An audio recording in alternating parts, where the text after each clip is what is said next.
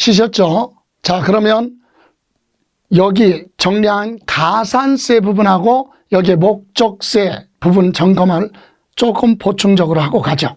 자, 그럼 이번에는 목적세에 대해서 봅니다. 목적세. 여러분, 목적세가 뭡니까? 세금을 징수해서 어디에 사용할 것이냐? 보통세와 목적세, 용도에 따른 분류 이렇게도 얘기하죠.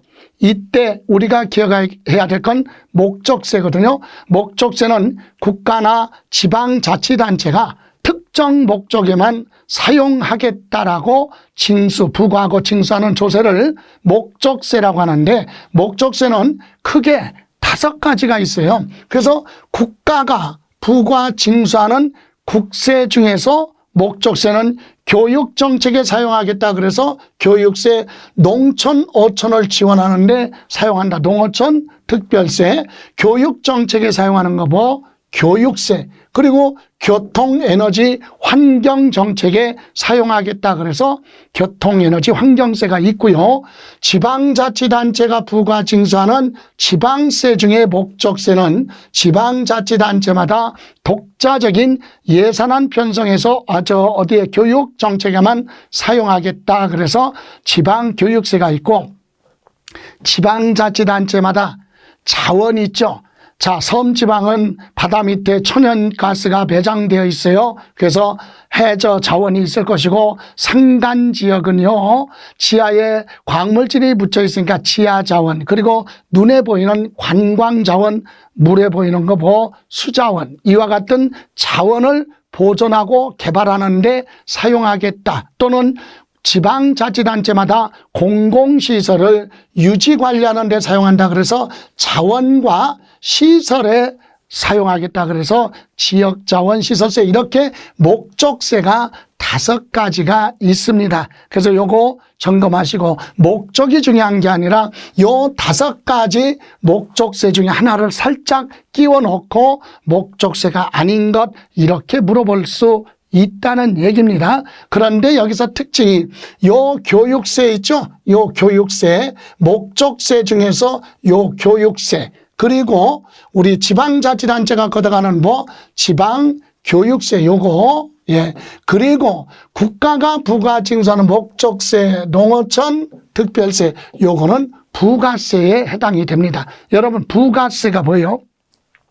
독자적으로 세액 계산할 수 없어서 다른 세금에 부수적으로 따라가는 걸 부가세라고 한다 그랬어요. 그래서 부가세에서는 앞에서 공부한 내용대로 이거 아주 중요한 부분이에요. 부가세. 그래서 부동산하고 관련 없으니까 교육세는 빼놓고 우리 뭐 있습니까? 지방교육세하고 농어촌 특별세는 어디에 해당한다? 부가세. 부동산하고 관련이 있기 때문에 여기 잠깐 보실래요? 앞에서 여기 나왔잖아요. 자, 취득세 납부할 때 농어촌 특별세하고 지방교육세가 부가세로 따라가고, 등록면허세에도 농어촌 특별세하고 지방교육세, 재산세에는 지방교육세만, 그리고 종합부동산세는 농어촌 특별세, 양도소득세에서도 농어촌 특별세, 이렇게 부수적으로 따라가는 부가세로 되어 있다 그랬잖아요. 그래서 요 부가세는요 특징이 뭐가 있느냐, 얘들은 요거 생략하고 부동산에 관련해서 요거하고 얘들의 성격은 독립세 따라가요. 다시 말하면 얘들은 정체성이 없어요. 여러분, 하나 이를테면 지방교육세는 신고 납부입니까? 고지서 나오는 보통징수입니까? 이렇게 물어보면 둘 다 해당되는 거예요. 왜? 취득세 납부할 때 따라가는 지방교육세는 취득세가 신고 납부니까 얘도 신고 납부야.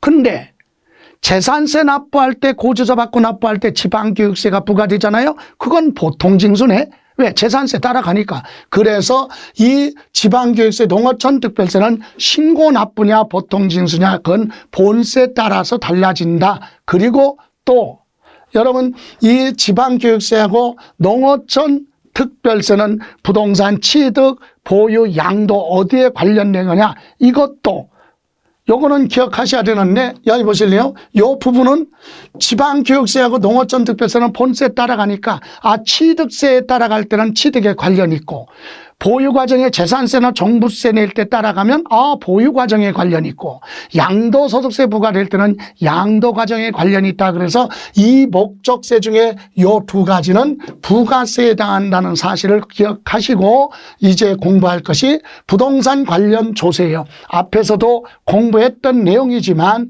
여기 보시면 취득세나 그리고 상속받았다, 증여받았다, 이건 전부 다 부동산 무슨 과정, 취득하는 과정에 관련된 세금이잖아요. 그리고 재산세, 종합부동산세, 이거는 부동산 보유하고 있는 과정에, 그런데 여기 소득세, 지방소득세, 요거는 어디에, 요거는 소득세는 양도소득도 여기 들어가고 임대소득도 여기 들어가니까 요거는 소득세는요, 부동산을 보유하고 있는 과정과 양도에 관련해서 부과될 수 있다. 부동산 취득할 때는 소득이 발생 안 하지만 부동산을 가지고 있을 때는 뭐예요? 임대소득이 있고, 그죠? 팔았을 때는 양도소득으로 부과될 수 있고 사업소득으로 부과되겠죠. 그래서 이때 소득세 낼 때 지방자치단체에 별도로 내는 세금이 지방소득세, 부가세는 아니지만 국가의 소득세 낼 때는 거기에 10%에 상당하는 지방교육세도 납부한다. 그래서 소득세는 보유하고 양도에 관련됐고요. 농어촌특별세 보세요. 여기 농어촌특별세는 부동산 취득할 때 취득세 따라가니까 관련이 있고, 그죠? 보유과정에 농어촌특별세 그러면 종합부동산세 낼 때 따라가고, 양도소득세 따라가니까 취득, 보유, 양도, 취득, 보유, 양도 다 관련이 있잖아요. 그죠? 지방교육세는 어디? 취득세 낼 때 따라가고요. 그리고 재산세 가지고 있을 때 재산세 낼 때 따라갑니다. 취득, 보유. 그래서 양도랑은 관련이 없다. 그리고 여기 나오는 인지세는 뭐냐?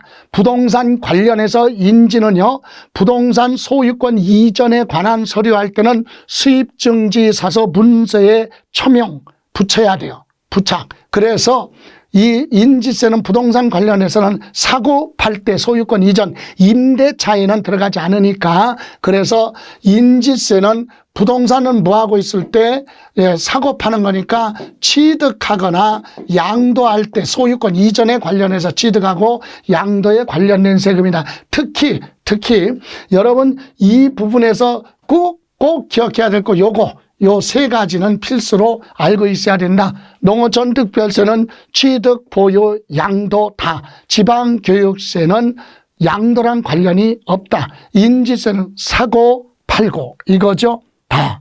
자, 그러면 이번에는 가산세에 대해서 한번 보고 갑니다. 가산세.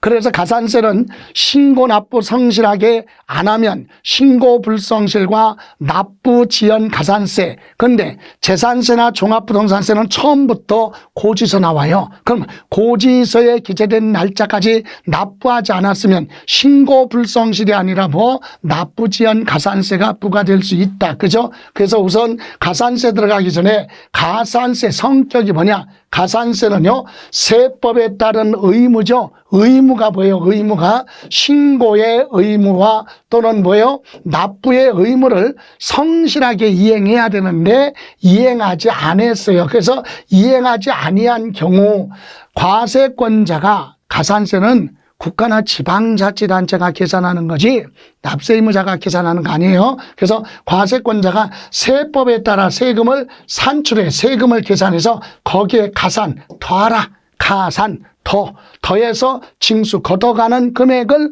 우리는 뭐라고 한다? 가산세라고 한다. 이게.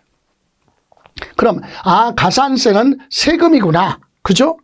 그러면 여러분이 알아야 될 게, 그럼 가산세는 세금인데 국세입니까? 아니면 지방세입니까? 이거 알아야 되겠죠. 그래서 가산세는 어떤 법을 위반해서 어떤 세금에 가산세가 붙느냐에 따라 지방세로 갈 수도 있고 국세로 갈 수도 있어요. 그럼 취득세 신고납부 안에서 가산세 붙으면 취득세가 지방세니까 가산세도 지방세로 분류가 됩니다.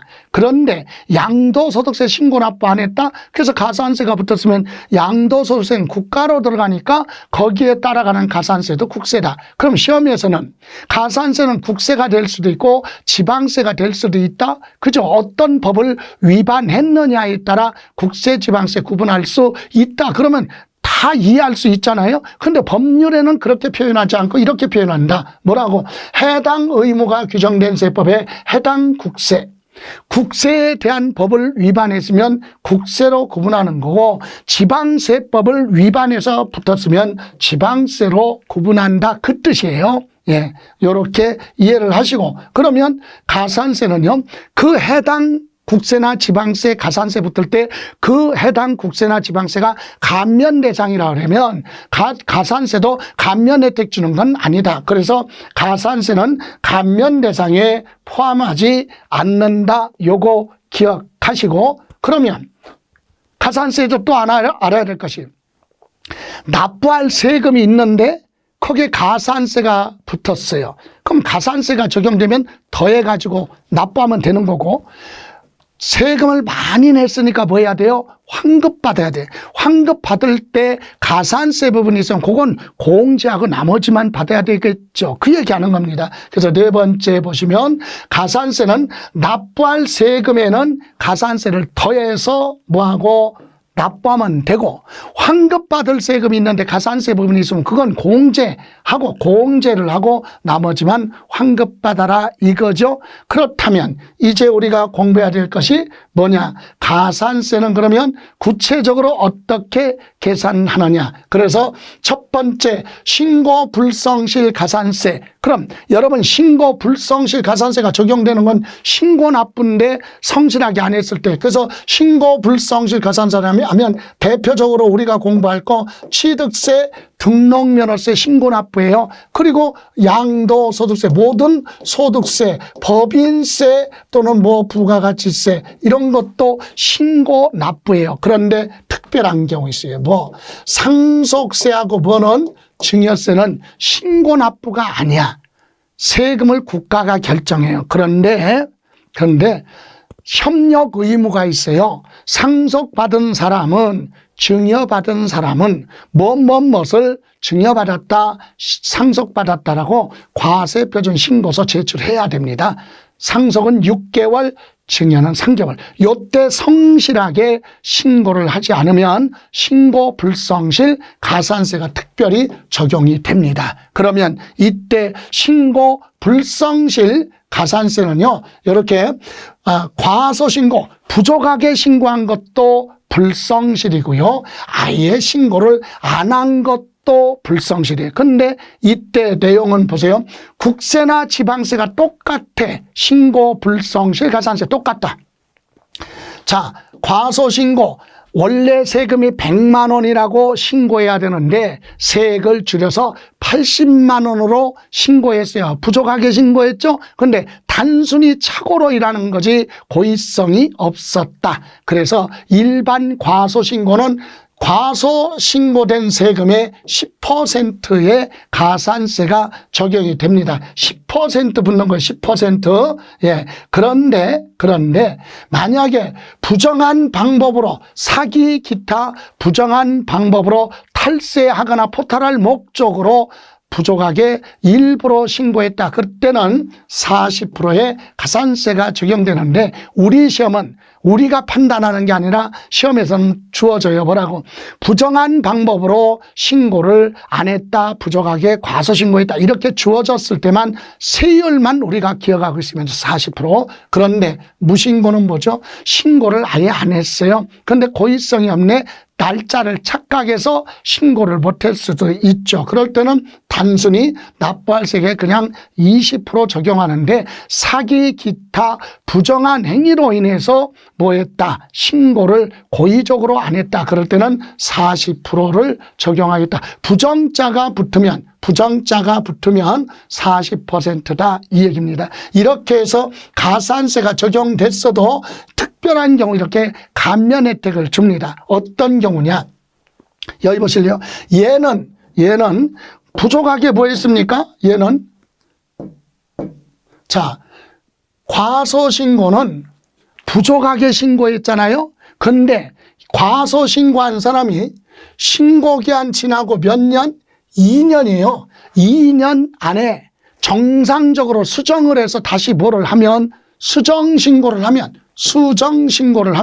요거 과소신고 가산세 있죠. 요 과소신고 가산세 적용한 것을 뭐 해주겠다? 감면 혜택 주겠다. 깎아주겠다. 그래서 1개월 안에 신고기한 지나고 1개월 안에 빨리 하라. 그럼 90%. 1개월 초과 3개월 안에 했다. 그러면 75%. 3개월 초과 6개월 안에 했다 50% 이렇게 빨리 할수록 공제를 많이 해줘. 그래서 최고 10%까지 감면했대. 여기서 기억할 건 과소신고한 사람은 신고기한 지나고 2년 안에 수정신고를 할 수 있는데 이때 수정신고가 들어오면 뭘 깎아준다? 과소신고 가산세를 감면 혜택 주겠다. 그러면 신고를 안 한 사람이 신고기한 지나고 6개월이에요. 6개월 안에 뭐를 하면 기한 후 신고, 늦게라도 신고가 들어옵니다. 그걸 뭐라 그래요? 기한 후 신고라고 한다. 기한 후 신고. 이렇게 늦게라도 뭐를 하면 요 신고 안 한 사람이 늦게라도 기한 후 신고를 6개월 안에 하면 요렇게 무신고 가산세 적용한 거 감면 혜택을 주겠다. 무신고 가산세를 감면 혜택 주겠다. 그래서 1개월 안에 하면 50%, 1개월 초과 3개월 이내 하면 30%, 3개월 초과 6개월 안에 하면 20%. 빨리 신고할수록 세액공제 혜택을 많이 주는데 이때는 별도로 뭐를 안 했어도 납부를 하지 않았어도 신고서만 제출하면 세액공제 받을 수 있다라고 하는 내용에 그래서 여기서 정리하면 과소신고한 사람은 신고기한 지나고 2년 안에 뭐를 하라? 수정신고를 하라. 그러면 요거 과소신고 가산세를 감면. 그리고 무신고, 신고를 안 한 사람이 신고 기한 지나고 6개월 안에 뭐를 하면 기한 후 신고가 들어오면 무신고 가산세를 감면 깎아준다. 요거 정도는 이해하고 계시면 되겠고요. 그러면 구체적으로 이제 신고 불성실 가산세는 아까 말씀드린 대로 신고 납부세금이에요. 신고 납부세금인데 신고를 안 했다. 취득세, 등록면허세, 대표적으로 양도소득세 이거죠. 그리고 상속세, 증여세는 부과주의지만 특별히 신고 의무가 있는데 그걸 안 했을 때 가산세 적용하겠다. 그럼 이번에는 납부지연 가산세. 여러분 납부지연 가산세 그러면 여러분이 정리할 때는 요거 신고 불성실 가산세는 재산세하고 고지서 나오는 종합부동산세 또는 지역 자원시설세 있죠. 이런 것들은 뭐한다? 신고 불성실 가산세는 관계가 없다는 사실이에요. 왜? 신고 납부세금이 아니니까 그냥 처음부터 나와? 고지서. 그래서 납부지연 가산세가 있는데 요거는 납부와 관련한 거죠. 그래서 납부지연 가산세는 둘로 또 나눠요. 지방세하고 국세로 나누는데 지방세 고지서 발부하기 전에 신고를 안 했으니까 신고불성실 거기에다가 납부 안 했으니까 고지서 발부하기 전에는 미납부세액 또는 납부할 세액에 국세 지방세 똑같아요. 10만 분의 얼마 22 거기에다가 지연된 일수 며칠 늦게 됐느냐 아니면 며칠 계속 안 내면 고지서 발부하는 날까지 날짜 계산해서 1일에 얼마예요? 10만 분의 22 똑같아요. 국세나 지방세 뭐는 고지서 발부하기 전에는 똑같다는 얘기예요. 국세 지방세가 똑같아요. 그런데 이제 차이점은 고지서 나갔어. 그럼 고지서에 기재된 날짜까지 안 냈다 그랬을 때, 그래서 우리는 이렇게 고지서 나왔어요. 자, 여기 보실래요? 이제 이번에는 고지서를 받고 고지서에 기재된 날짜까지 납부해야 돼요. 근데 납부 안 했네 그랬을 때는 납부 기한 내 미납세 또는 과소납부세액의 3%, 일단 3%부터 고지서에 기재된 날짜, 재산세 고지서 받았는데 납부하지 않았네 그럼 몇 프로요? 3%. 그걸로 끝나는 게 아니라 이제 납부 기한 지나고 1개월 지날 때마다 체납된 지방세 올해 개정됐죠. 만분의 66 적용한다. 이거는 1개월 단위. 그런데 이때 요거 2번 있죠. 2번. 요때 납부 지연 가산세 요거는 만분의 66인데 요때는 체납된 세액이 얼마? 60개월 초과할 수 없고 45만 원 미만, 이것도 개정된 거예요. 45만 원 미만은 적용하지 않는다. 그거 다음. 그럼 국세도요, 고지서 받고 안 냈어요. 그러면 똑같이 3%야. 그런데 법정 납부 기한까지 납부하지 않았다. 그럴 때는 우리 지방세는요, 1개월 단위인데 국세는 1일 계산이야. 1일 계산 10만 분의 얼마? 22. 그리고 일수 계산이다. 요게 차이점이에요. 그리고 요 2번 국세의 경우는 5년을 초과할 수 없도록 돼서 요거, 그리고 다만 체납된 세액이 150만 원 미만일 때는 2번에 이 가산세를 적용하지 않고 3%만 적용한다. 그러면 우리 뭐는 지방세는 어떻게 돼요? 60개월 초과할 수 없는데 45만 원 미만이라면 요거는 적용하지 않고 100분의 3, 3%만 적용하겠다라고 하는 내용입니다. 자, 이렇게 해서 가산세 한번 차분하게 정리하시고 조세총론 이렇게 해서 마무리하고 이거에 대한 자료 있죠. 이거에 대한 자료는 여기 특강 전문 교육기관인 스페셜 에듀에 내 강의실에 회원 가입하시고 무료로 다운받을 수 있습니다. 그리고 질문사항이 있으면 네이버 밴드 김성래 세법을 통해서 질문하시면 되겠습니다. 자, 지금까지 고생하셨고요. 이렇게 해서 한 장으로 정리하는 것은 오늘 강의로 이제 마무리하고 다음 단계, 다음 테마를 또 준비해서 여러분한테 소개하겠습니다. 고생하셨습니다.